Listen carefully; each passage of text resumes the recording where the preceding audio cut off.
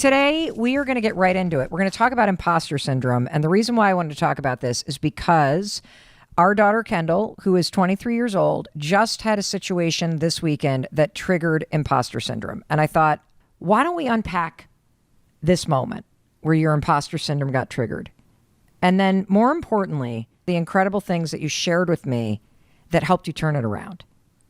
So, ladies and gentlemen, everybody who's listening, Kendall Robbins. Hey, everybody. All right, so tell us what happened. Okay, so this past weekend, I had my first experience as an artist in the real artist world, is what I'm going to call it. What does artist mean? I am pursuing a career as a professional recording and touring artist, and I'm a singer-songwriter. I've started to write my own music. I'm moving out to LA in a few weeks' time, and this past weekend was my first experience surrounded by people that are really successful artists that are doing the thing that I want to do. And as somebody that's been in school for the past 4 years, I've had very few experiences like this. And so this past weekend was my first few days fully existing in that world without the label of a student on my back. I didn't have that sort of shadow to hide in anymore. Mm-hmm. I was feeling embarrassed. I was feeling awkward. I was feeling like an imposter, like I don't belong because I don't have music out and I don't have fans and I don't have a social media following, but I was just me. Okay, well, let's just back the truck up a minute. So let's just set the table. First of all, every human being struggles with moments of imposter syndrome. I'm looking at the research right here, everybody. I've got my research. Psychologists call this fear of being found out imposter syndrome. It was coined in the 1970s by two female researchers. In fact, Harvard Business Review, Kendall, says that executives worldwide agree that their number one fear is being found to be incompetent. Oh, okay. So this is a very normal thing for everybody to experience, and it is what is called intellectual self-doubt, where you enter a situation or you enter a room or you think about doing something, and in your own mind, you start doubting yourself. You start doubting whether or not you're able to do something. You start doubting whether or not you deserve to be in a certain place. And you start feeling worried that people are going to find out that you have no idea what you're talking about. And one thing that I will say from the get-go is the reason why I wanted to have you on is because the situation that you found yourself in on Friday morning just a few days ago is not only so relatable, but I was pretty impressed by how you coached yourself through it and turned it around and had one of the coolest, most affirming weekends of your life. And I know that you have a lot of value to share. So with that, are you willing to go there? Yes, I am willing. Okay, great. So just put us at the scene. What was happening Friday morning? So this past weekend, I was lucky enough to go to a music festival and I had an artist pass, which means that I got to watch all of the musicians and artists that were performing at the festival perform from backstage in this separate area that the people with the artist pass can hang out in. And I didn't really know what that meant until I got there. And so what did you think it meant? I honestly had no idea what artist pass meant. I was just like, sweet, okay. I get to cut the line. That's really awesome. I feel really grateful. And then I walk backstage and I'm surrounded by all of these like very established musicians and artists and performers and people that I've been listening to for the past however many years. What was that like? I mean, it was really scary at first because I had no idea that I was going to be within arm's reach of all these people that I've looked up to for the past few years. And being there as somebody that has just gotten out of school, does not have anything released, is just in the woods right now, figuring out who I want to be, what I want to write, what I want to release.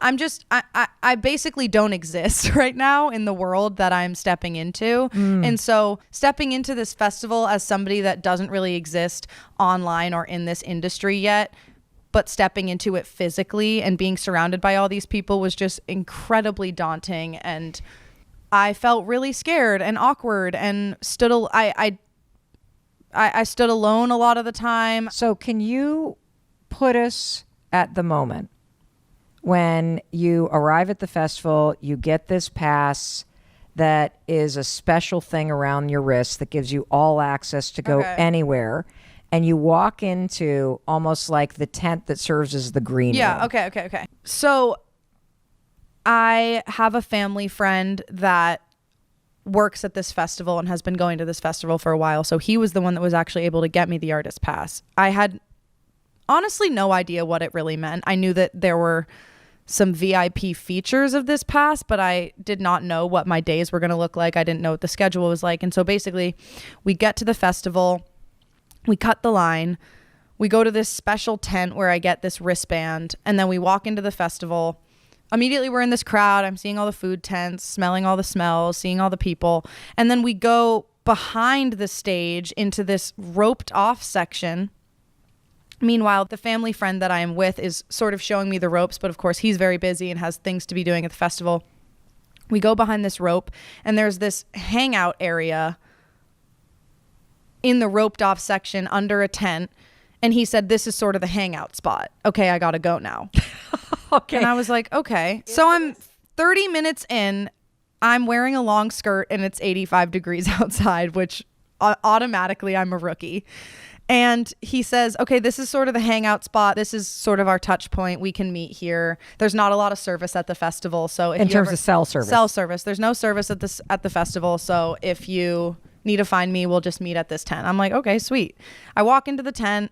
I'm like, okay, free food, free drinks. This pass is freaking awesome. Right. And then I start to recognize the people standing under the tent. I mean, not every single person, but there were some very established artists. And I start to recognize a lot of artists whose music I have been listening to for years now, whose name I have seen on the lineup for the festival, who are now standing in front of me in the free food line.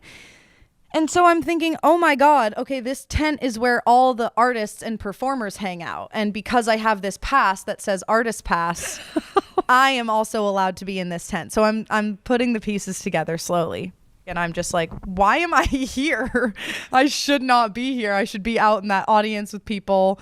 I'm not performing. I'm not part of a band. I'm here on a family connection. I just feel like, why am I here? This is so awkward. Not to mention I'm alone. So you can imagine that the imposter syndrome was even grander than if you're with somebody that you can bond with it over. But did you go up to anybody? No. So basically I walk into this tent and I see all these people that I've been following, and I put the pieces together and realize, oh my God, this artist pass on my wrist that says artist means that I have access to everything the performers do, which immediately makes me want to rip the thing off my arm and go stand in the audience, because I'm not performing. I'm not on the industry side. I'm not a musician. I'm not a musician performing with anyone. I'm just here as Kendall. And like I said before, doesn't really exist in this industry world yet. What do you mean by that? You don't exist? I don't have anything out to. I feel imposter syndrome talking about the fact that I don't have music out yet on Spotify. I hate talking about it. It makes me want to throw up everywhere. It makes me so embarrassed. Why? Because everybody else seems to have it figured out and have shit going on. I know that when I am not in an anxious state of mind, I remind myself, I'm on my own timeline. I don't really want you to include that. No, but I think that's important because it ties into what I was going to share with you. Please say that. Okay. I feel very embarrassed to share with my mom's millions and millions and millions of followers and listeners that I don't have anything out on any streaming platform yet. I don't have a social media presence. I don't have fans. I don't have anything. And I'm talking about being an imposter on this podcast when I've never been on tour. I don't have an album out. I don't have followers. I don't have fans. I feel like an imposter for being an imposter. I have imposter syndrome about doing this episode because I feel like I haven't been an imposter for long enough to talk about being an imposter. What does that even mean? This is just such a classic example of the syndrome, which is I feel as though I haven't, this feeling is so new to me that it feels like I don't even have enough qualification to talk about it. Oh, so do you know what I mean? You don't feel like you're an authority on how to deal with imposter syndrome because you I feel like with it. I don't feel like I had my first real experience this past weekend dealing with imposter syndrome, and I definitely learned from it. I definitely gained a lot of insight from the experience, but it was my first experience and I feel unqualified to talk about it because it was my first experience. You're not really selling the episode.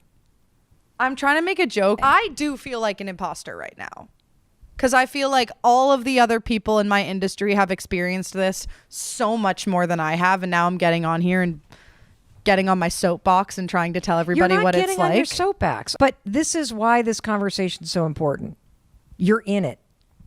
Yeah. Everybody listening feels like an imposter in some area of their life. Everybody can relate to that feeling like, here I am physically next to the people who are doing what I want to do. And it's so close, I can reach out and touch it.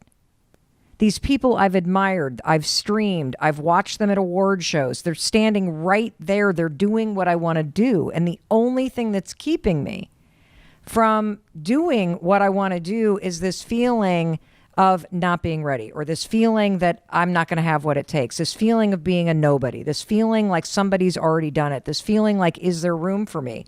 And because you're in it, you are in a much better place to validate where everybody is, Ken. Like, somebody's already figured this shit out, coming in and being like, well, when you feel like an imposter, do this, this, and this. Yeah. It's easy when you're through it.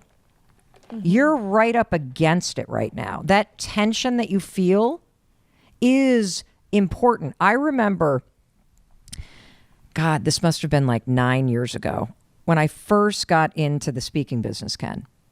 I hadn't been paid to give a speech, and I get invited, as I'm just starting out, to go to this event in California and speak on a panel. I don't even know what the hell I was speaking about. All I know is there was this opening reception, okay?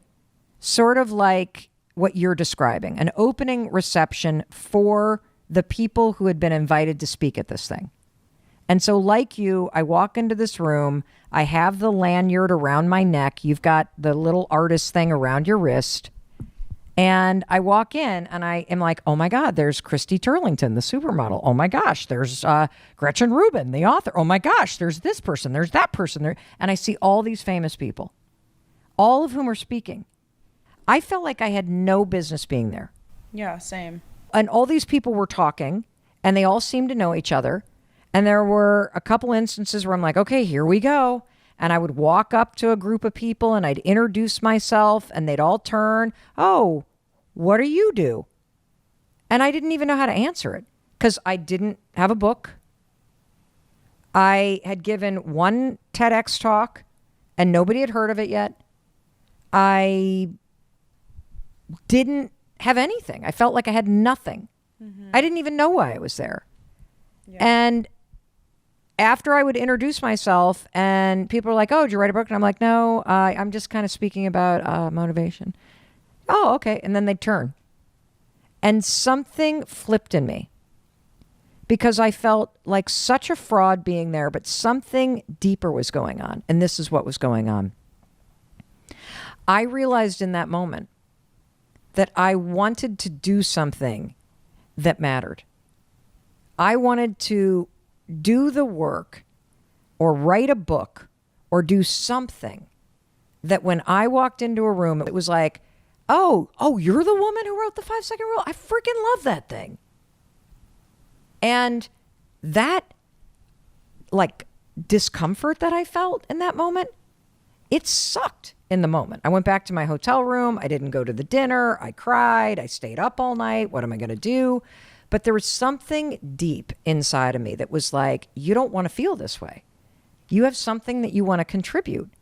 And feeling like you're on the outside of something that you want to be a part of is a normal experience. See, I think imposter syndrome, that discomfort that you were feeling, that first few hours at the artist tent at this music festival, I think that is your dreams going, we got work to do. Oh shit. Like you want to be in here? You want to be doing this? You got stuff to contribute?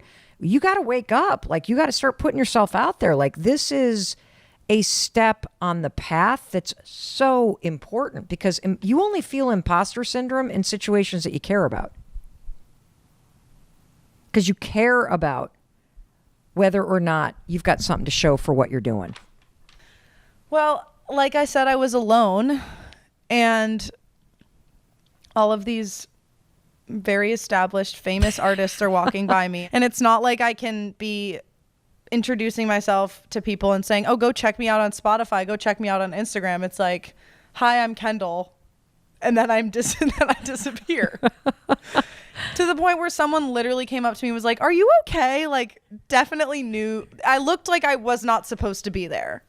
That's how, like, the imposter syndrome had basically creeped onto my face. I was so uncomfortable and so just, like, embarrassed, and just felt like, why am I here? I need to leave. I don't want to be here. I want to go home. I don't want to tell people I'm an artist. I don't feel like that at all right now.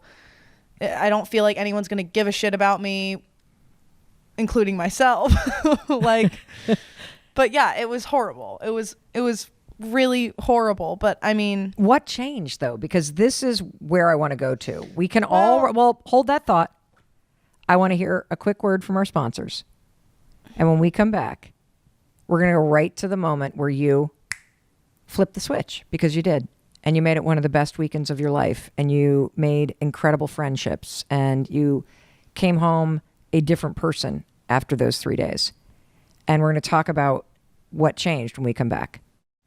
Welcome back. I'm Mel Robbins, and I'm sitting here with our daughter, Kendall, who's 23, and she is pursuing her dream and goal of being a touring singer-songwriter. And we're talking about imposter syndrome. And so, Ken, I want to go back to the moment where you've been standing in the artist tent at this music festival for the first 5 hours on day one.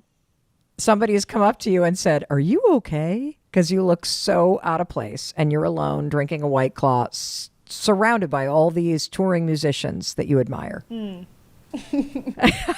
What did you do to turn this around? Because you turned it around, dude. Well, it definitely was not immediate. It continued for about a few more hours. So tell me about it. Yeah. In that tent, oh God. And I'm slightly tipsy now because I've had 2 White Claws alone. And I'm sitting alone. Let me just tell you, every single person in that tent was with another person, if not 3 or 4. So you can tell that I probably look so weird sitting alone. And I was just kind of thinking, you know, I'm here. I get to be around some of my biggest inspirations. I get to go backstage and be an arm's length from them while they absolutely murder it on stage.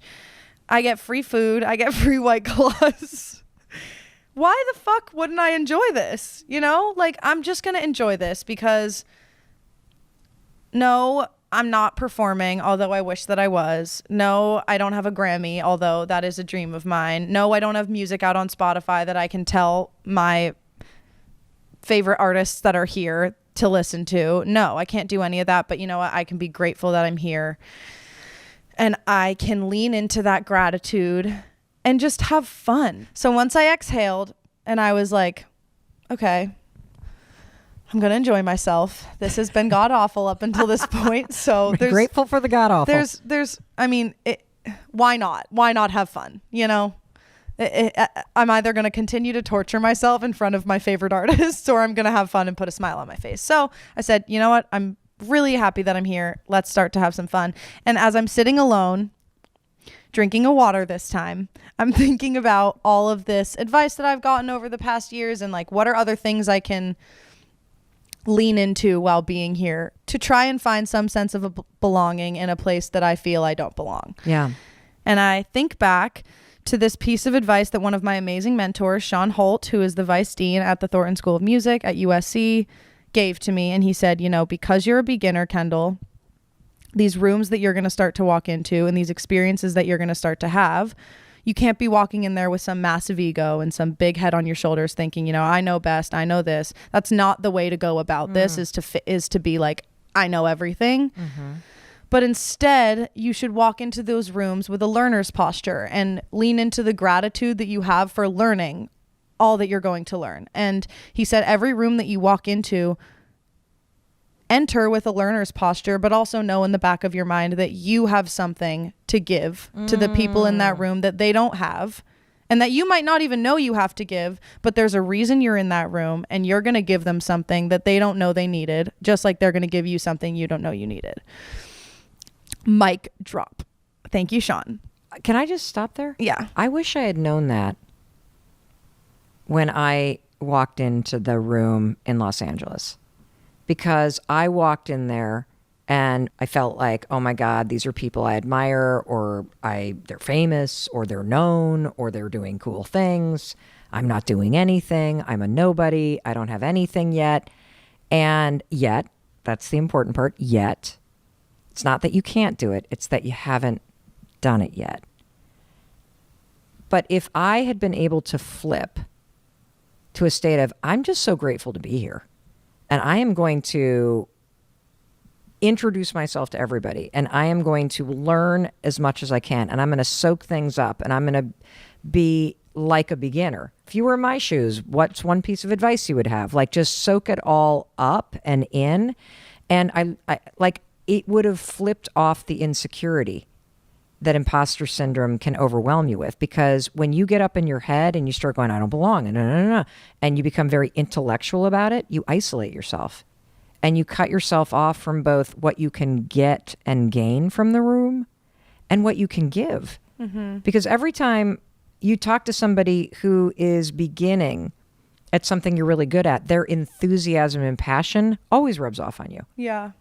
And so it's true. I was told that. What do you mean? I mean, so a lot of things happened, but I just started to relax into it, and I started to meet people. How did you meet them?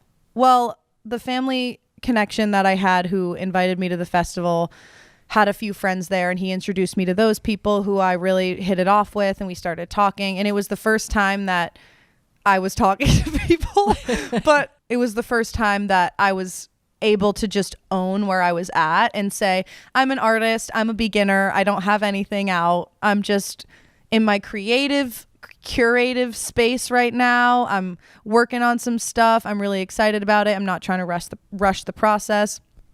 And I think saying that and just speaking that out into the universe was sort of a weight lifted. But just being able to meet people and tell them that I'm a beginner and that I'm so excited and that I'm so grateful to learn from them and to be just surrounded by the greats and all these people that I've just been so inspired by for the past few years was enough, What happened? Well, they were so nice, and they welcomed me in, and they took me under their wing and introduced me to a bunch of cool people, and nobody was quick to judge me that I was a beginner. And I had a few people even say, it's so inspiring being around you, because we now have to make ends meet by doing this, and we pay our bills doing this, but it's so cool to be surrounded by someone that's just so fresh off and ready to go. And it reminds us all of the reason that we started, which is because we fell in love with it. And like, we can feel that love coming off of you. And it just reminds us of why we do this, because some days it gets long and it gets hard and we don't want to do it. And it's hard to be so in love with the thing that also pays your bills, but it's so nice being around you and being around somebody that's just so excited about it. And that was just so validating, because they weren't complimenting my original music, but they were just complimenting my spirit and my ambition and my drive and my passion, which is like what I needed to be complimented on at this phase in my journey. It's actually more important than being complimented on the music. Yeah. And so I made a bunch of friends, and I even got the chance to perform at this late night performance. And after I performed, I had a bunch of people ask if they wanted to collaborate with me and write music with me. And it was just really awesome. I think once I sort of owned where I'm at, which is a beginner, I'm not an imposter as a beginner, you know, because that's what I am. Wait, say that again. I'm not an imposter if I'm a beginner, because that's what I am. Oh my God. Kendall, that's genius. Well, I think you can diffuse the imposter syndrome if you just accept where you're at.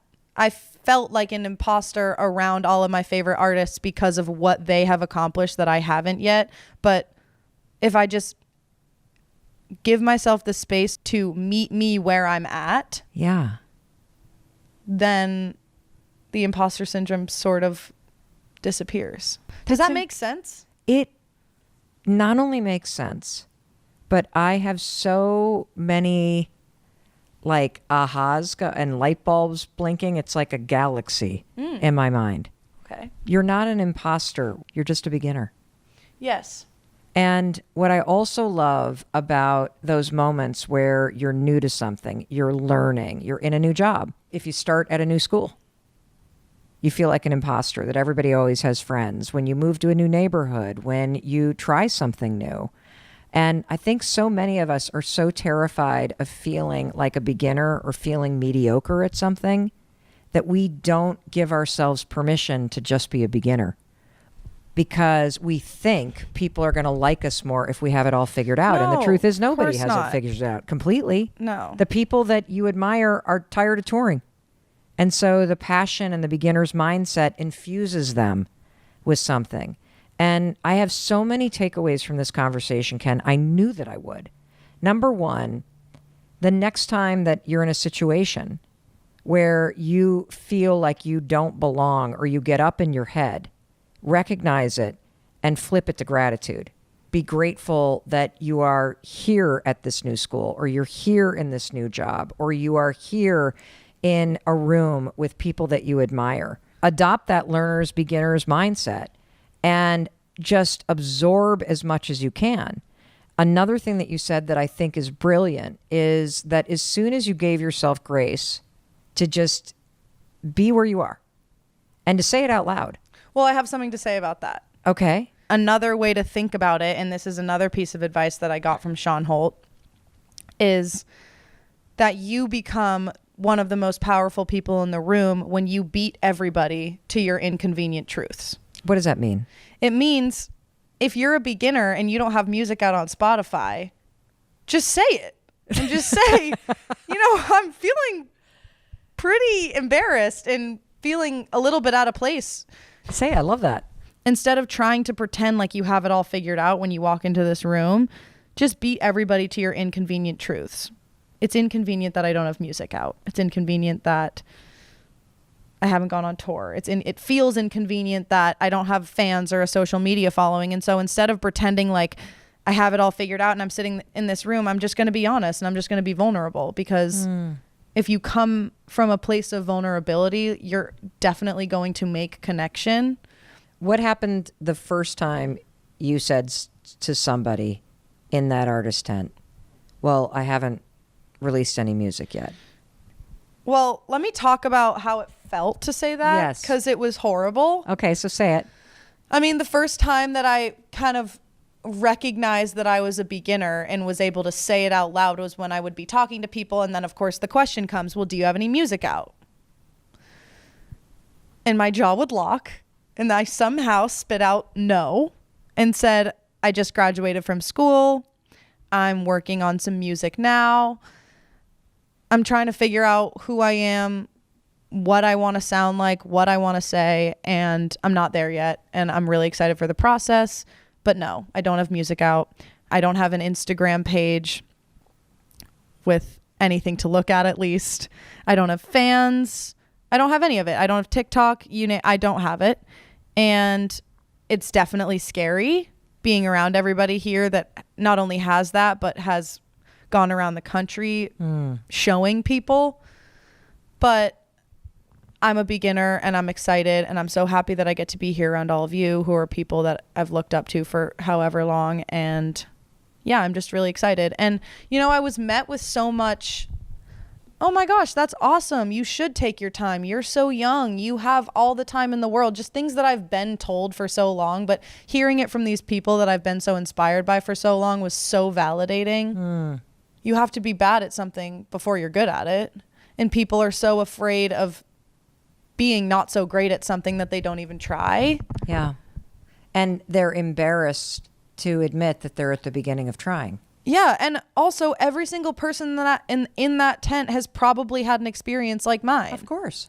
And you know what I also find interesting is that you call yourself a beginner, but you just graduated from the top program in the world for pop music at USC Thornton, studying with Grammy award-winning artists and collaborating with plenty of musicians.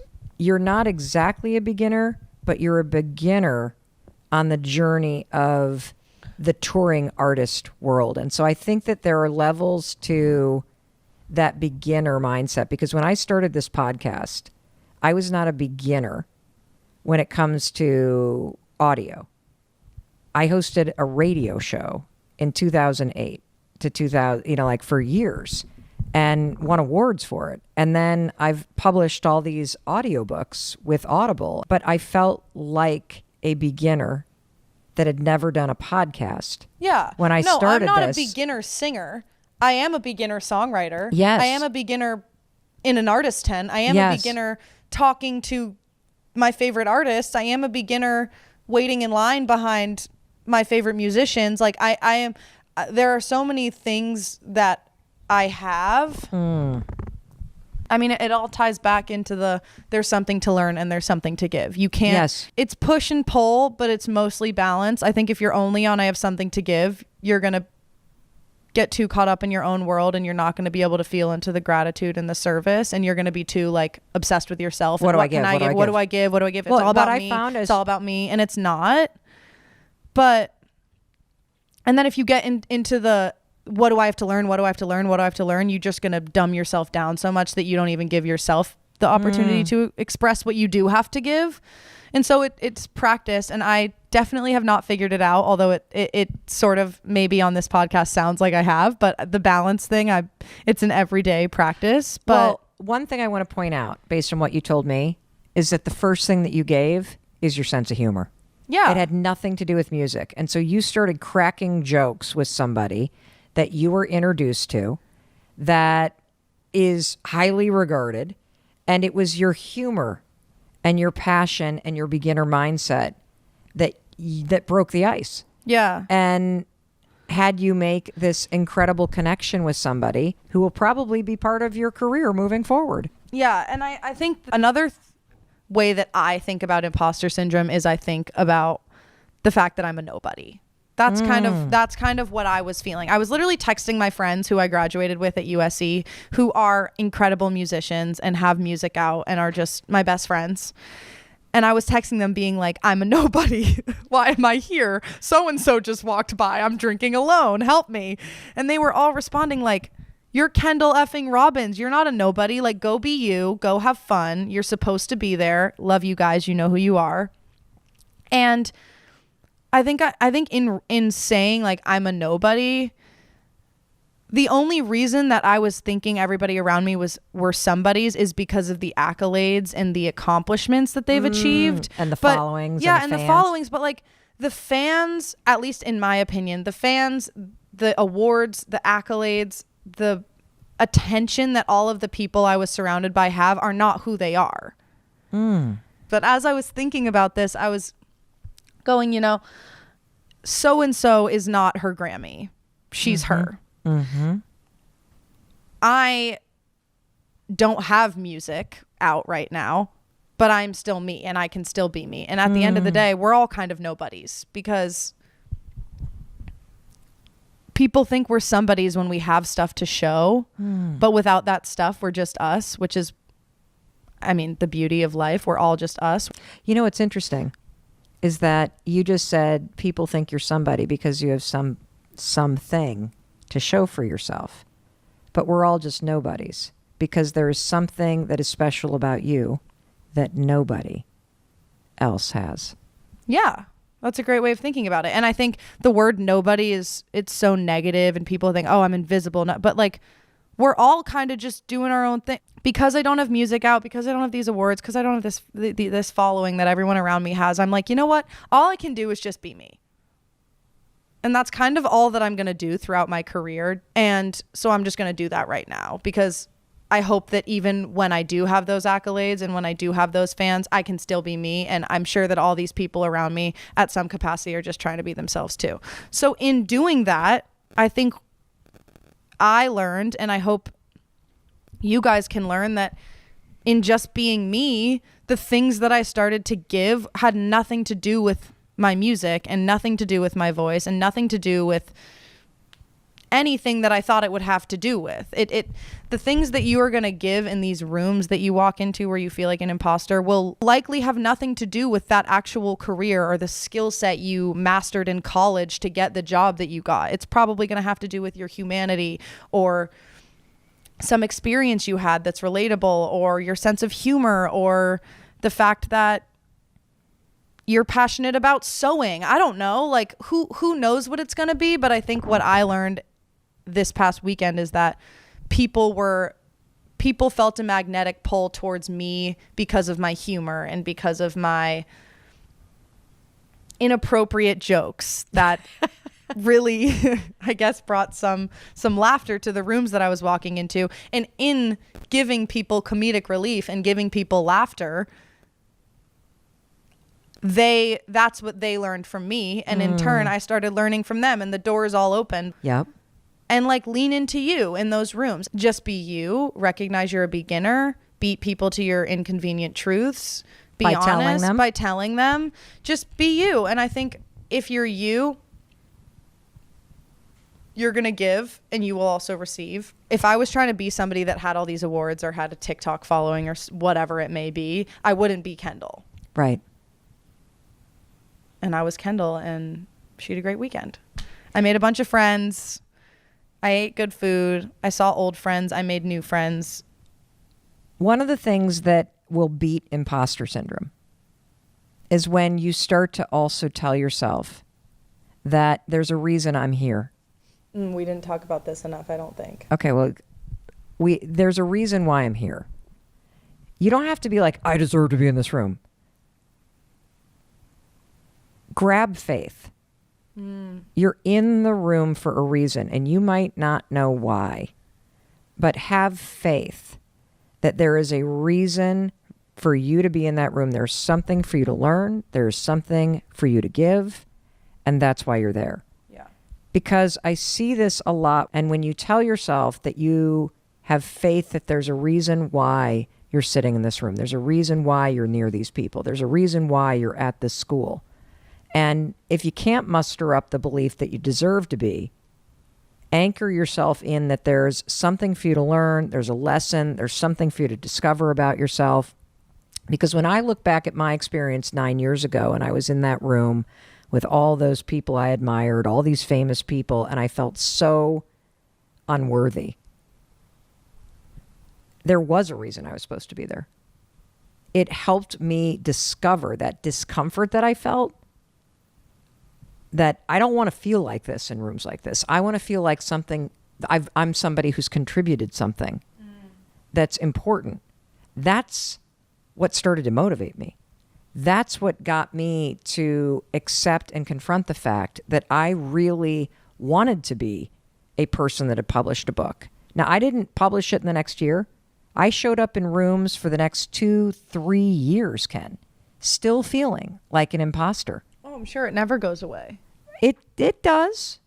There are new levels to it. Like when I met Alex Cooper and was on her show, Call Her Daddy, and I was in awe of her, the #1 female ranked podcaster in the world, and I hadn't even launched my podcast yet. You know what? Just absorbed everything I could learn from her, and I learned a lot. She's amazing. So there are going to be moments where you feel that because you're going to be a beginner again.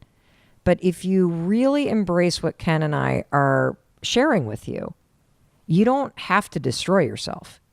you can immediately catch yourself and flip it into a learning opportunity and a gratitude moment, and reminding yourself that, wow, I have faith that I'm here right now because there is something I'm meant to learn by doing this right now. So I'm not going to get it right. I'm not going to be perfect. I'm going to be me, and I'm going to learn. And that has so helped me. And I think it'll help you listening right now. Yeah. Yeah. And I think the thing you also said about the fact that imposter syndrome, I think, comes from a place of, well, I really want this to feel like me. The only reason that you're feeling that imposter syndrome is because you want to not feel like an imposter in those rooms. You want to be a badass in all those rooms. This is a good thing. It's a good thing. It's telling you, it's kind of like your mental compass going like, yeah, this is what you want. There's work to do. There's a work to do. I mean, I don't feel imposter syndrome when I go to like a financial convention because I don't know anything about that, and I don't want to, and I don't have a passion to. I don't desire to. I'm not like, oh my God, I'm never gonna make it in this. I'm like, I don't want to be here. I don't want to be in this room. I want to be in a different room. But it's the rooms that you want to be in that you're like, oh fuck, I don't know if I'm supposed to be here. It tests everything. It makes you look in the mirror. It kind of like shines a light on the things you don't know about what you're so obsessed with and makes you like want them. And that scares the shit out of you. Yeah. No, I think it's true. I think it comes back to the idea that some days you're going to be a beginner in the room. Some days you're going to be the expert. If you find yourself in that room or that tent or backstage or in that workout class, wherever you are, and you start to feel that creeping up, I shouldn't be here, I don't belong here, I don't know what to do, I don't know what to say, just trust that you're supposed to be there and that there's a reason that you're there, and take on your learner's posture. If you feel like you don't know anything and everybody else does, then just get really grateful and really excited to learn from the other people, and don't leave the room. Don't leave that room. Boom. Cheers. Cheers. So we got a cool question on Twitter from Langley in Nigeria, and it has to do with something that we've been hearing from a lot of you about, and that is imposter syndrome. Particularly for those of you that are running a small business, or those of you that have a side hustle that you're trying to turn into your full-time thing. Imposter syndrome is very real. Let's deal with it right now. Langley writes from Nigeria, I'm passionate about film and cinema, Mel. I tweet and I blog about it. People are inspired by what I write. But when I'm offered certain opportunities, I clench up and suddenly feel like an imposter who will mess up and be found. I'm 36, I'm single, in a paycheck to paycheck situation, and feel like I have wasted many years due to overthinking, self-doubt, and never feeling good enough or ready. How can I overcome this? Well, you can't. You can't overcome the feelings that are rising up, Langley, but you can take action despite them. That's a very important distinction that I want each and every one of you to understand. The things that you're feeling, clenching up, feeling like you're not good enough, feeling like you're not ready, doubting yourself, kind of spending too much time thinking about how much time you've wasted, all that's normal that we all do. You cannot overcome those thoughts because they keep rising up and they've become a habit and it's sort of a pattern. So I don't want you to focus on the thoughts. I want you to focus on taking action, even though you doubt yourself. You are going to feel like an imposter until you push through that clenched up moment over and over and over again. And then suddenly, through action, Langley, you're going to see that you're not an imposter at all. You're actually the kind of person that pushes through and does what he or she says they are going to do. See, imposter syndrome grows and sticks around when you listen to it and when you keep thinking and when you freeze. The moment you take action, even though you feel like an imposter, you actually explode the syndrome. You kill it. You break it apart because you're not acting like an imposter. You're proving to yourself through the action that you know what you're doing. Now look, the feelings are going to take a while to catch up. The first 16 jobs that you do where you feel nervous, those nerves are going to be there with you the entire time. Feeling nervous is normal. Letting it stop you is a choice. I say this stuff all the time because this is what you're struggling with. If you suffer from imposter syndrome, it's not an issue of whether or not you have the skill. The problem is that you have a pattern of thinking in a way that stops you the moment you start to doubt yourself. If you want to be successful in business, if you truly want that side hustle to turn into your full-time thing, you have to learn how to let the feelings of doubt rise up, but take action anyway. You've got to learn to embrace the fact that you're gonna feel like an imposter, but you, my friend, are the kind of person that moves forward anyway. You're passionate about film and cinema. Awesome. Keep tweeting, keep blogging. When people write to you, when they hire you and you get that clenched up feeling, that's a great sign. It means you're about to do something really cool. That's when you're going to just recognize the feeling, 5, 4, 3, 2, 1, take action like the rock star film and cinema guy that you are. I hope that that helps, but the only thing that's gonna help you with imposter syndrome is for you to not listen to it and take action anyway. Yes, okay, who wants to go first? Okay. Yes. Imposter syndrome. Okay. So currently, I'm really struggling with realizing that my hard work that I've done is mine, like my hard work, and that I do deserve the things that I'm getting, that I do deserve the awards, the recognition. So how do I deal with like falling back into that, like the hole? Gotcha. Who can relate to this? You feel like you're not worthy of the things that you're accomplishing, or that somehow this is luck, or somebody's like giving you a break, but you didn't earn it. God, every one of you, that blows. Really. So what you're dealing with when you have imposter syndrome is you're dealing with a lack of self-worth.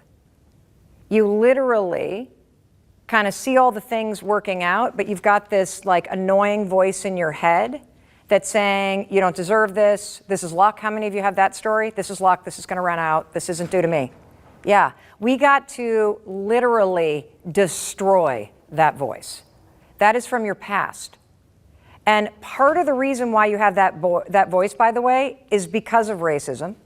It's because of discrimination. It's because of childhood trauma. It's because of various experiences that you've had, where either your experiences growing up or society at large has made you feel either overtly or in a really like gross and sort of sly way like you don't belong. And so it is critical for you to start to punch that voice literally out of your head, and I'm going to give you some steps to do it, okay? The second thing that's really important is that in addition to stopping down that voice, because it's not your voice, that is somebody else's voice that your brain listened to and then started repeating. And the thing about your brain is that your brain is this really cool computer that learns patterns. And what I want you to understand is that patterns repeat unless you break and replace them. And if you have a pattern of thinking, like what Heidi has, that says, you're not worthy, you don't deserve this, luck is gonna run out, at some point, the you know what's gonna hit the fan again, brace, don't count on anything, like you didn't earn this. If you got that pattern running in your head, that is a broken pattern. You're not broken. That pattern of thinking is broken. And so the line in the sand that I want to draw starting today is you're not allowed to listen to that garbage anymore. We are going to go on a mission together to notice whenever it comes up, oh, interesting, there it is. There's that pattern. It's spinning, just like a load of laundry, right up there. And I'm going to teach you, once you recognize that pattern, you're going to use this thing that I created called the 5-second rule. You're going to count backwards, 5, 4, 3, 2, 1, because that shuts that down. And counting backwards, let's all do it together. Here we go. 5, 4, 3, 2, 1. Now notice when you counted, did you feel a little pressure right here? Yeah, that was me hypnotizing you. No, I'm just kidding. What you were feeling is by counting backwards, it's a little brain hack that interrupts all the garbage that's here in the interior part of your brain. This is where imposter syndrome lives, everybody. This is where anxiety is. This is where self-doubt is. This is where self-criticism is. This is where it's all stored.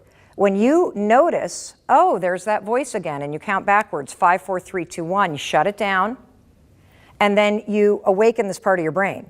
This is the part of the brain that you used when you were taking the SATs.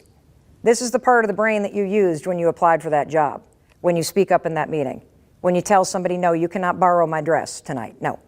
When you have boundaries, right? This is the part of the brain that gives you immediate control over what you think and do next. And so that's a really important thing. Number one, you're going to notice it. Number two, you're going to name it. So let's give that jerk in your brain a name. So Heidi, what do you want to name this thing? Like, close your eyes and think about it. And everybody, close your eyes and think about like that voice, that nasty, stinky, awful, skanky, gross voice in your head. I want to kind of get an image in your mind. It could be a cartoon character. It could be a human being. It could be like some little pimply, ugly person from middle school that you feel sorry for now. Okay? Yeah, because when you laugh at the voice, it doesn't have control over you like it did, right? We want to make this less serious. So what's the name you're going to give your voice? Well, I was thinking The Voice, but maybe something like, I don't know, Rocky, Spiky. Spiky. Okay. What name do you want to give your voice? Linda. Bob. Bob. Okay. How do you say your name? Sedania. Sedania. Yes. Great name. What are you going to give your voice? Maybe Peabody. Peabody. I got it. I got it. Okay. How about you? What's your voice? Bill. Bill. Ooh, conviction. There's a human being like that talking to you. Bill, we are going to shut Bill down, okay? What about Isabella? Broccoli. Broccoli? I hate broccoli. She hates broccoli. I love that. That's great. How about you? Josh. Josh. Okay, great. So whenever you hear that voice, what I'm teaching you is to use the science of objectivity to distance yourself from that voice, okay? This is so important because you are not that voice. Welcome in, everybody. Actually, pull up your chairs closer. Do not sit that far away from me. Come on. Yep, let's go. You are not late. You are right on time. Let's welcome them in. Okay, yep, louder, clap louder. Super important, everybody, in life to make people feel welcome. Super important to invite people, especially other women, to have a seat at the table. And one of the things that I've learned, and then I'm going to catch you all up on where we're at, okay? One of the things I've learned is that, there's so much success to go around. Have you wrapped your brain around the fact that there are, 8 billion people on this planet? There is so much success to go around. There's so much happiness. There's a tremendous amount of money to make. There's a ton of people to date. And when you focus on the fact that there is limitless possibilities for you, you're not in competition with anybody in this room.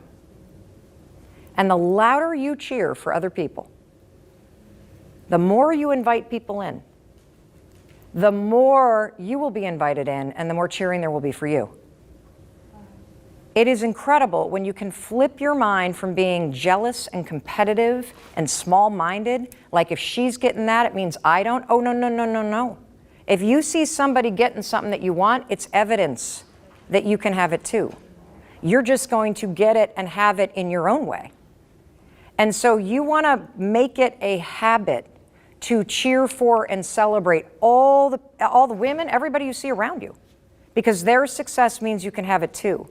And trust me, if you are a talented, hardworking, kind person, a company will make room for you. They will find another job doing that same thing. And so you focus on you. You focus on being the best you. And I promise you, all the other people around you that are having those things that you want, that's evidence you can have it too. I like to think of other people as a light on the path I'm walking down. They're shining a light that helps me walk in the direction of what I want. Let's go back to the definition of self-esteem. Self-esteem is how you value and perceive yourself. And what's so cool in that text is Oakley clearly understands something. He understands what I'm trying to communicate to you that he's not competing against the other skiers. He is only ever competing against himself. And when you look at it that way, it is so easy to start thanking yourself for doing the work, even on the days when you don't even finish. You can still thank yourself. You can count it as a win because you went for it. And so it begs the question, when you are fighting against yourself, what exactly does that mean? Well, in order to truly break this down, I'm going to pull in one of the people that really motivates me. Who am I talking about? I'm talking about David Goggins, the Navy SEAL best-selling author and F-bomb dropping David Goggins. Do not go anywhere, because we are going to talk about what it means when it's you against you. And I'm just getting warmed up, and you definitely do not want to miss this next part. Welcome back. It's your friend Mel Robbins. I am so thrilled that you stuck through the break, that you are still here with me. We are just cranking up the motivation engine right now. I hope that you are taking the time to share this with people in your life. Seriously, you can do that while you're listening to the amazing sponsors of the Mel Robbins podcast, because everybody on the planet needs this reminder. The reminder that self-esteem is critical, how you value and perceive yourself, and that thanking yourself, particularly on those days when you are not feeling great, when you just tried your best but you didn't finish, that's how you tap into the truth. That's how you unlock power, and it's also how you motivate yourself to keep going. Now, you and I have already been talking about the powerful example that Niecy Nash-Betts gave us at her primetime Emmy acceptance speech. And once I heard that speech, I thought, I got to tell you. And the very next morning, I hop on the treadmill. This was over the weekend. I put on my headphones. I turn on this interview, and I'm listening to somebody I love, and that's David Goggins. Now, David Goggins, Navy SEAL, best-selling author, and he's doing this interview with someone else I listen to. You might listen to him too, Stanford professor Andrew Huberman. I freaking love David Goggins because of everybody that I know in the personal development, life optimization, research, science space. I think David's message is the closest to what I'm trying to convey to you every time we talk. And look, I'm not a Navy SEAL. I don't swear as much as he does, although some of you think I do. But his message is always about action, that you cannot sit around and wait to feel like it, that there is always some level of resistance or friction or suckiness or pain in the way between you and the things that you need to do in order to change your life, in order to reach your potential. And that's what I believe too. And I tell you that every single time that you and I are talking. Action, action, action. I even say that this is not just a listening podcast. It's a doing podcast. I tell you to expect it to be hard, because when you expect it to be hard, and it is hard, it doesn't derail you because you're smart. You saw it coming. You expected this, so you pushed through it. And so here I am. I'm on the treadmill. It's literally the next morning after I've decided we're going to have this conversation and we're going to talk about Niecy's acceptance speech. And I'm listening to him as I'm walking. And it's as if the universe planted him right in my ears, because he picked up right where Niecy left off. Niecy was talking about believing in yourself, that you got to just spoon feed that stuff to yourself, that you got to thank yourself for doing the work. But it begs the question, how do you believe in yourself? Well, the answer's simple. You have to act as if you believe in yourself, even when you don't. What does that mean, Mel? It means you have to get out the door and start that walk before you feel motivated to get out the door and start that walk. It means you have to quit drinking before you actually feel like or want to. It means you have to apply for that job or apply to the school, even though you're not sure you're going to get accepted. The action comes before the belief. It's the action that creates it. And in the case of Niecy, on those days when she felt gutted, she didn't lay there on the floor for the next 10 years. She got back up. She pushed herself forward. She took action. And, the fact is, no one wants to hear this. Everybody wants the hack or the 3 this or the other thing or the blah, blah, blah. Give me the easy thing. No, I'm sorry. But some days it's not easy. In fact, most days it's not. And the reason why it's not going to be easy is because every single day, there will be at least one moment when you feel self-doubt or you feel friction. That stuff is always going to be there. You got to learn how to push through those temporary emotions.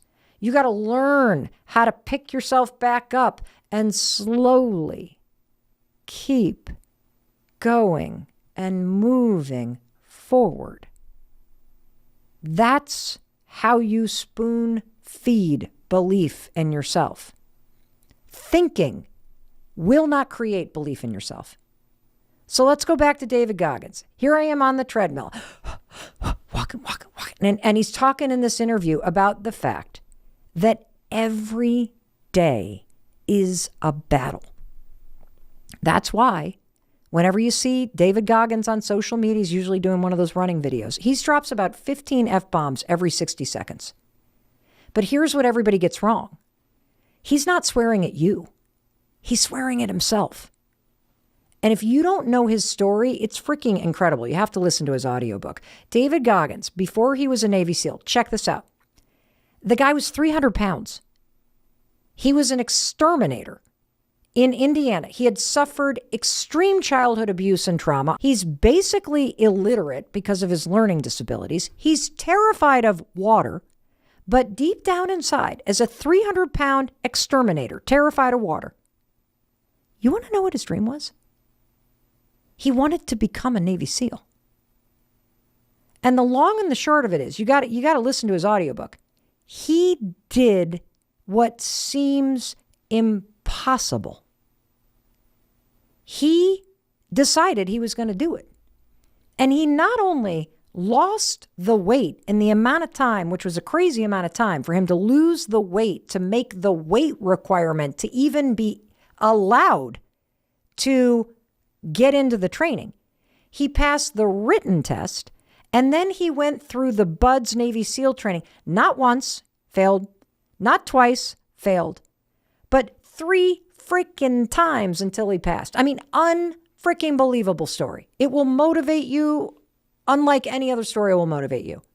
And what you see on the outside, or when you listen to him, is you see this drive, and you're just like, oh my God, like this guy must have been born with motivation and discipline and the mindset and all this stuff. And he's like, no way.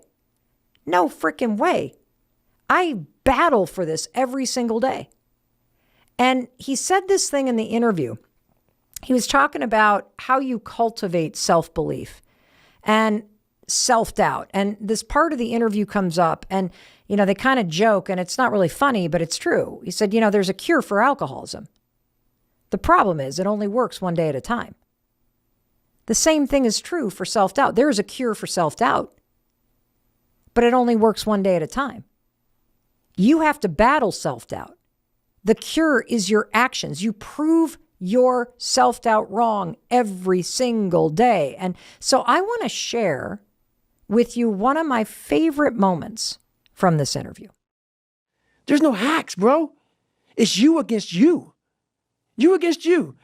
And if you misunderstand that, you have a real problem. This has to be in you. Something in you has to wake up. And usually the only person that can wake it up is you. If you're watching me on YouTube, you're watching me nod up and down. He's right. He is right. There has to be something in you. And so first of all, I want to say there is something in you. That's why you listen to this podcast. But you are the only person that can wake it up. And if you want to tap into something bigger inside of you, whether that's winning a primetime Emmy, or it's getting into that school, or it's healing whatever you need to heal, or it's making millions of dollars, you have to figure out how to wake up, how to push yourself every day. And you got to figure out how to keep going on those days when you feel gutted. Because the only reason why someone doesn't give up on those days when they wake up and they don't feel like it, and it's the 4th rejection in a row, is because somewhere deep down inside of you, you still believe. In fact, you know the truth. And the truth is that despite how hard this may be, despite how much this sucks right now, despite how slow, oh my God, it's so slow, the progress, you know that someday you're going to look up and this will all have been worth it. And now, how do they start to shift for those that are ready? Okay, great. So if you are sick and tired of beating yourself up, if you are sick and tired of focusing on what's not working, if you are sick and tired of the self-doubt and the self-criticism and the self-hatred, this is a game changer. And I only learned this 18 months ago. So despite all of my success, Koya, on the outside, being me was this weird mix of having positive outbursts of energy and enthusiasm in the moment, combined with a deep, relentless, grinding internal voice that was critical, that had a lot of self-hatred, that was constantly making me feel like the world was aimed at me and that I was screwing everything up. Yeah. That was my experience. And I think that is the majority of people's experiences. That no matter how good it looks on the outside, the majority of human beings who are adults either can't look at themselves in the mirror, and this was a huge wake-up call in researching the high five habit. 50% of men and women, and this is not a blind, double research, PhD-backed study. This is looking at hundreds of thousands of people that are taking the high five challenge. This is looking at, the millions of people that follow me and the feedback that we're getting. 50% of the people that first try to do this high five habit, which I'll explain in just a second, report that they can't even look at themselves in the mirror. There is so much self-hatred, Right. or disgust, or judgment. It is so sad. And I am on a mission to wake everybody up and to teach everybody a fundamental, simple habit that unlocks science in your brain and in your nervous system to help you break the habit of self-rejection and self-hatred and self-doubt. Right. And that's where the high five habit comes in. And so the high five habit is very simple. First, I'm going to explain it, and then we can kind of unpack it however you think will benefit everybody that's listening. So all you're going to do is you're going to stand in front of the bathroom mirror, and I want this to become part of your morning routine. And there's lots of science around why I want you to do in the morning. We can get to that in a minute, but you're just going to stand in front of your bathroom mirror. And I want you to take a moment and I want you to look at the human being in the mirror. And that right there is a complete change from what you're doing right now. Because what you're doing right now when you stand in front of the mirror and you brush your teeth, or you stand in front of the mirror and you get ready for your day, is you either ignore yourself, you won't even look at yourself. That's a form of self-rejection. Right. Or you focus on all the things that you need to fix. Your hair, your makeup, the things you don't like. And so you start your day with a habit in your morning routine of rejecting yourself. And that habit of self-rejection has created the insecurity that you feel. Yeah. That habit of self-rejection is what drives your need for validation externally. That habit of self-rejection is why you think you're only worthy if somebody else says that you're worthy. And so the high five habit is all about using science to break the habit of self-rejection and replace it with a habit of self-empowerment, self-acceptance, self-compassion, self-love. And here's how you do it. You're just going to stand there. You're going to look at the person in the mirror. And notice I'm not saying reflection. Right.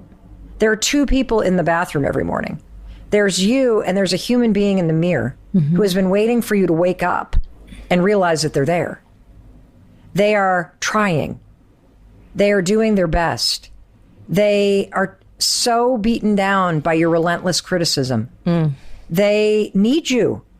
They need you to see the positive. They need you to compliment them. They need to be kind to them. Yeah.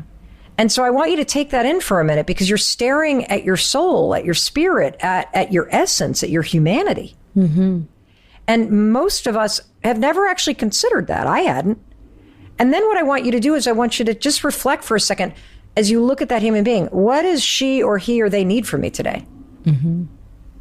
Something you've never asked yourself. Because right now, what your morning routine is that you drift into your day and you start thinking about everybody else. What do you need to do for everybody else? Right. What's all the things on your to-do list? You have skipped the most important person, and that's the human being in the mirror. And I want you to literally stop and ask yourself, what do she, he, or they need from me? And it might be, I need you to have some freaking fun. I need you to stop being a bitch. I need you to be a little more positive here. I need you to reach out to some people. Yeah. And ask for some help. Something will pop in your mind. Yeah. And then take a deep breath. And then, as cheesy as it sounds, I want you to raise your hand and I want you to high five that human being in the mirror. And something crazy is going to happen. So this is why this is so revolutionary. Regardless of how weird the high five habit feels, regardless of how much you may resist it, regardless of how kind of corny it is, you will immediately feel your mood shift, because your brain doesn't know the difference between high-fiving somebody else and high-fiving yourself. That's what I love about it. I love that it's so simple and silly, because we need to play more. Yes. And so when you give somebody a high five, Koya, what does the high five communicate? Yes. We got this. You're awesome. Just love. Yes. Basically, it communicates love. It does. You're right. And it communicates a lot of different forms of love. Yeah. So it could be a high five that's really encouraging, I see this is hard. You got this. Yeah. It could be shake it off. Keep going. It could be I love you. It believe in you. We're together. It's partnership. It's like this massive, wonderful feeling of love. You have never high fived somebody and thought, I hate you. I hope you fail. Yeah. You're ugly. You're worthless. You've never done it. And so you can stand before yourself in the bathroom mirror and hate the person you see. Yeah. But the second you physically raise your arm and you do the motion that you've done your whole life, your brain shuts off all thinking and it taps into the programming in your mind that says, I believe in you. I love you. I see you. Keep going. And then you feel this boost in your mind and in your mood, every time somebody else is giving you a high five, your brain has released dopamine. That's why high fives feel so good. Yeah. The other reason why a high five feels so good is because your nervous system recognizes it as somebody celebrating you. And so you get this affirming life energy that jolts through your body. And so your brain, again, and your nervous system doesn't know the difference between me high-fiving you and me high-fiving myself. So even on my lowest days, Koya, when I high-five myself, I get a dopamine drip. Yeah. And I get this nervous system boosting the energy. And that's why it feels so good. We are using programming in you and aiming it back at you so that you have the benefit of belief, of self-love, of positive mental programming, of dopamine, and of a jolt through your nervous system. It's freaking bananas. It's amazing. Yeah. I love that. I love that it's so simple. I love giving myself a high five. And I love something that you say.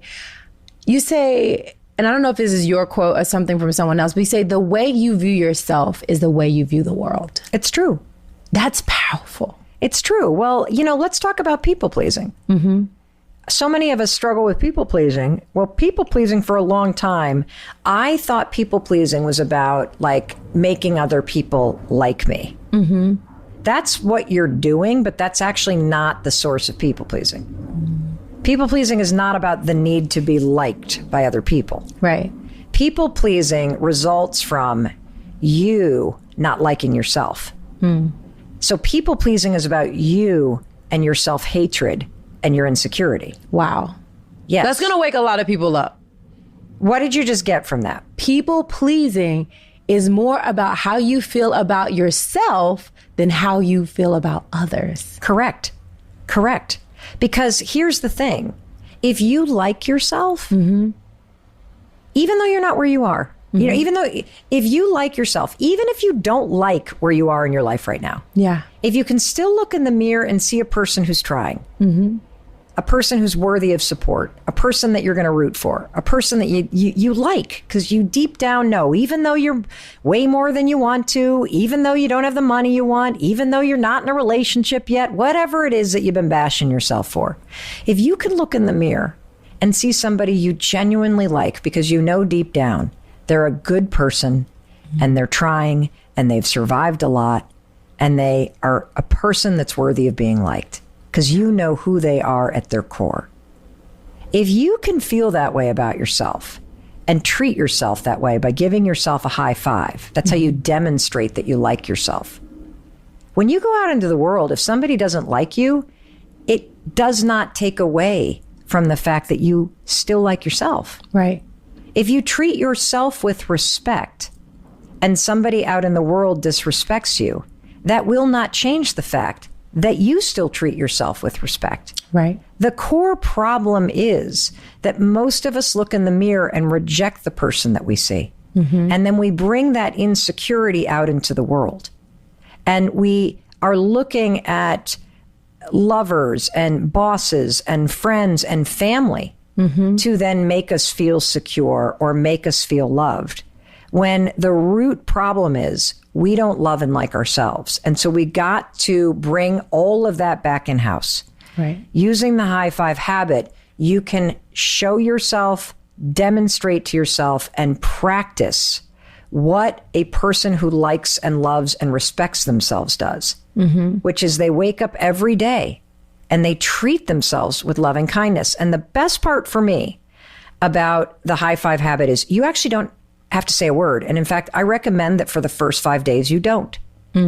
Because your self-critic and your brain programming is so negative and relentless, and it's been in there for decades, that I want you to feel the benefit of the science. Right. I want you to just stand there and look the human being in the eyes in the mirror. And I want you to raise your hand and notice what you're feeling.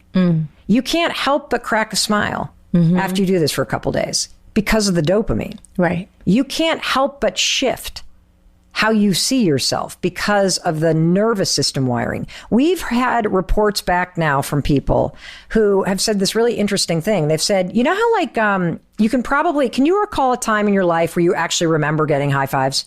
Yeah. When was it? Can you describe it? Put us at the scene. Okay, put us right at the scene. Oh, yeah. So playing basketball, I mean, that is the best place for high fives. High school, I mean, for a whole year, I rode the bench. But when I actually started getting rebounds, making points, high five.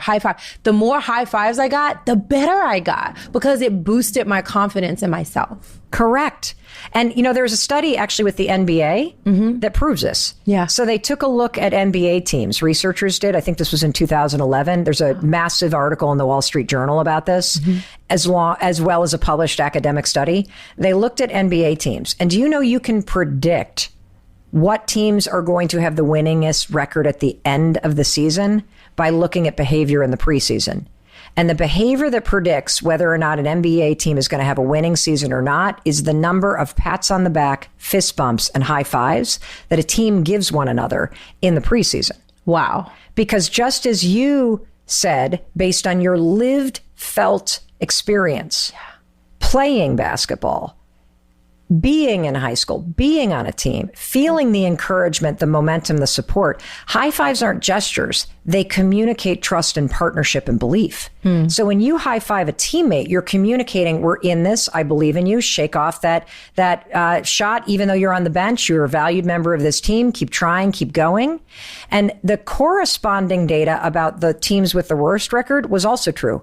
They had the least number of pats on the back and fist bumps and high fives. Why? Well, when every player's in it for themselves, it creates distrust and selfishness. Right. And so by high-fiving yourself in the mirror, you can create that same partnership with yourself, and that same momentum starts to get created every single morning when you send yourself into the game of life every day, the way you would send yourself back into the game of basketball after having a team huddle.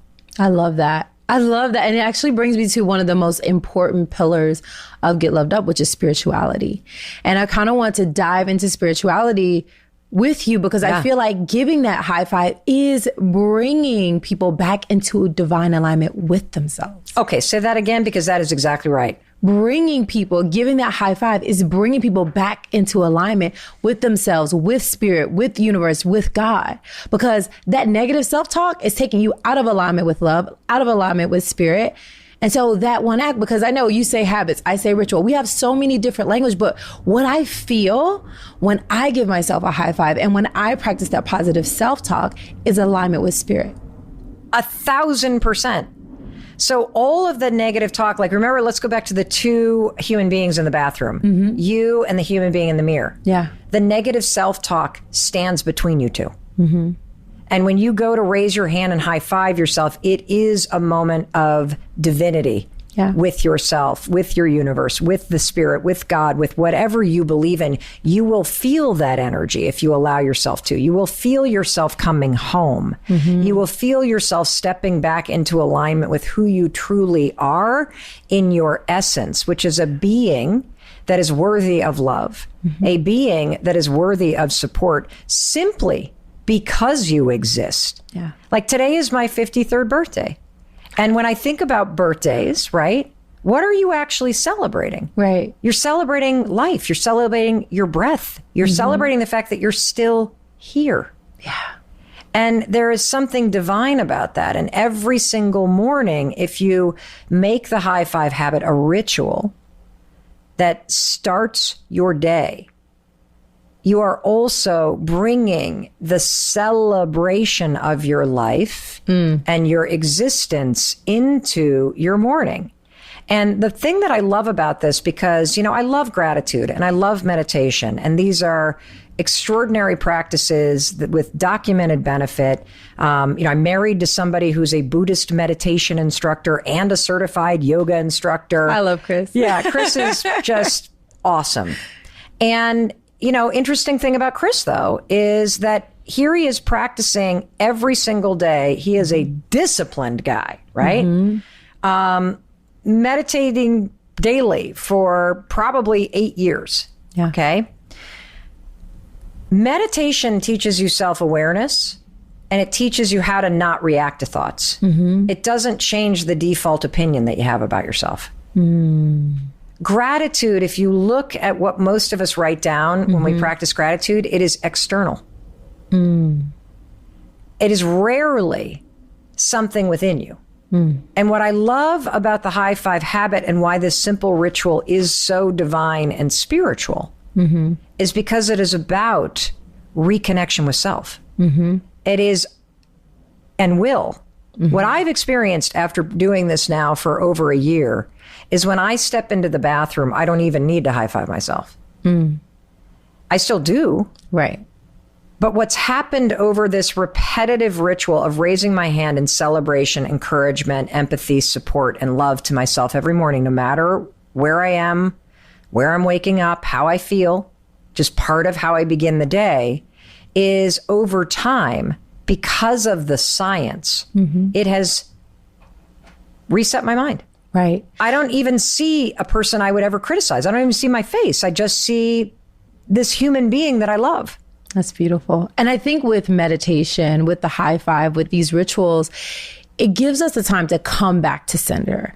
And people use things in different ways. Oh, but yeah. It is the opportunity to come back to center, to kind of crowd out the noise. Hi, Mel. My name is Tanisha. I'm a first-generation college graduate and soon to be law school graduate, I hope. I need your help because my self-doubt is starting to overwhelm me.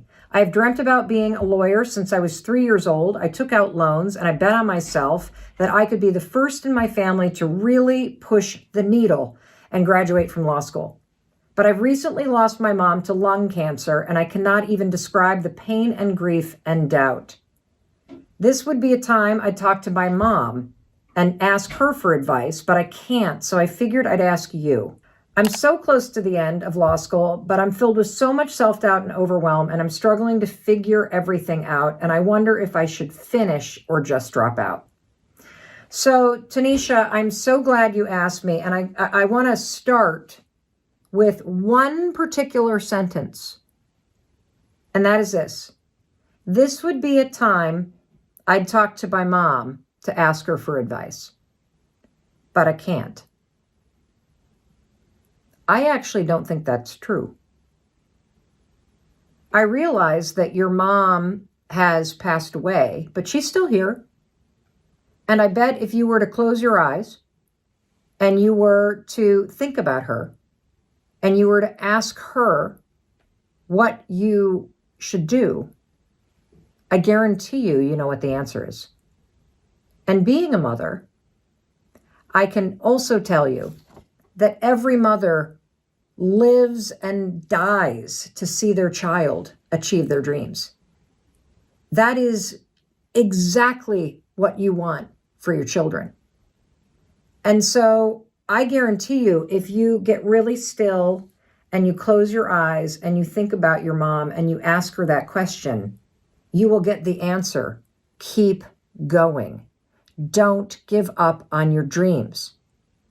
You made your mother so proud, and you are going to continue to make your mother so proud. And even though she's not physically here, you know darn well she is here with you because you can feel her, you can sense her guidance. And here's the thing about dreams.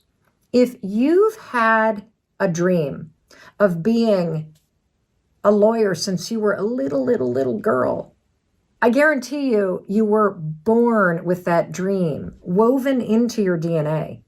You see, dreams are deeply personal. That's why you can be super little and be drawn to something like being a lawyer and have no explanation for why. And this is important for you to understand, because if you give up on your dream's going to haunt you. See, it's just not that easy as dropping out of law school. You've always wanted this. You've always worked for this. You've dreamt about this forever. And it's not going to leave you. That's why we say your dreams are kind of in the back of your mind. So you don't have a choice about this. If you've always wanted this and the death of your mom has overcome you with grief, you have to do two things. Number one, you've got to take care of yourself because you're grieving. And grief can feel like doubt. It can feel like overwhelm. It can feel like anxiety. It can feel like all kinds of things. So you got to take care of the fact that you're grieving. And that's like riding waves of emotion. And the second thing that you've got to do is you got to keep going. You have got to complete law school. You are so close to finishing. And you've got to complete law school because this is a dream that is personal to you. You will always regret dropping out. Always. And so for the sake of your dream and for the sake of your mother's memory, I want you to honor both yourself and I want you to honor her, and I want you to just keep going. Now, that said, so we've your mother and I agree on this. You're going to finish law school, okay? And you're going to be an amazing lawyer, and you've got an amazing, beautiful life ahead of you. That said, if you're so overcome because you're grieving, then you should go to the dean's office and you should explain what's going on. And if what you actually need is to pause and to just take a break from school for a little bit so you can take care of yourself in the wake of your mother's death, that's very different than quitting law school. That's giving yourself what you need while honoring your dream. Now, I can't answer that question for you. I can only implore you to figure out what you need to do right now in terms of your own grieving process while being responsible for this dream that you better not give up on, young lady, because your mother and I are watching you. So I want to know when you've completed law school, because we're going to be cheering for you. And I really appreciate you thinking of me for such an important and amazing question. Hey, it's Mel. Thank you so much for being here. If you enjoyed that video, by God, please subscribe, because I don't want you to miss a thing. Thank you so much for being here. We've got so much amazing stuff coming.